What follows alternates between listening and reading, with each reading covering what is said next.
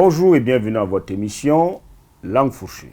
Voulant marquer le temps de son mandat à la tête de son nouveau ministère, l'ex-opposant en chef passé depuis à la soupe marque le pas en annonçant le retrait de sa plainte contre Tonton Simpson déposée fin 2017 et qui attendait encore suite. Suite, il n'y en aura plus puisque Zef, moins endiablé que quand il siégeait encore dans le fauteuil de l'opposition, s'est réconcilié avec le tonitruant Simon qui a non seulement le verbe mais aussi est un homme d'action.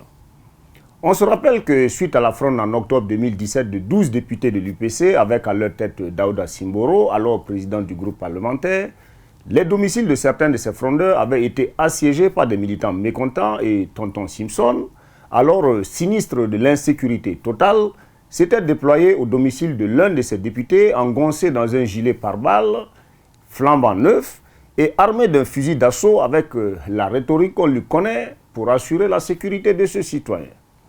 Il n'en fallait pas plus pour que les réseaux sociaux reprennent ce feuilleton où on pourrait comparer le Simpson au nouveau Rambo.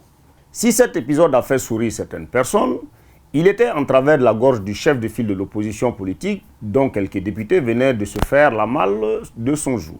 Ainsi et de façon républicaine, Zef déposera auprès de la gendarmerie nationale une plainte contre le Rango de Ouagdaville pour possession illégale d'armes de guerre, pendant qu'il poursuivait dans le même temps ses ex-camarades pour l'utilisation indue de son logo et des autres emblèmes du Parti du Lion.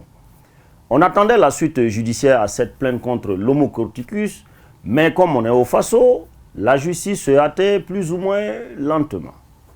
Ce sera un dossier de moins pour la justice burkinabé, vu que le mardi 19 janvier passé, Zef et Simpson se sont réconciliés et le premier a instruit son avocat de retirer sa plainte. Elle n'est pas belle la politique. Que le pardon puisse prévaloir entre les ennemis d'hier est une chose fort louable, surtout quand ce pardon permet aux mains de tous les protagonistes d'atteindre la grosse marmite de soupe. Maintenant que Zef, le nouveau sinistre d'État, Simboro le frondeur et Nathanaël le démissionnaire et tout leur derrière marchent vers la grosse marmite, j'espère qu'il y aura assez de place autour pour ses anciens nouveaux camarades.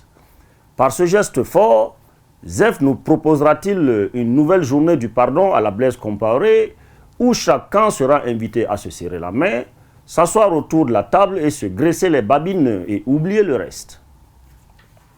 Mais comme le dit l'adage, le sorcier oublie toujours, mais les parents de la victime n'oublient jamais. Prochaine mission souhaitable pour le lion aux dents émoussées mais dont l'appétit demeure vorace, le pardon et la réconciliation avec ceux qui nous attaquent et que son nouvel ami connaît.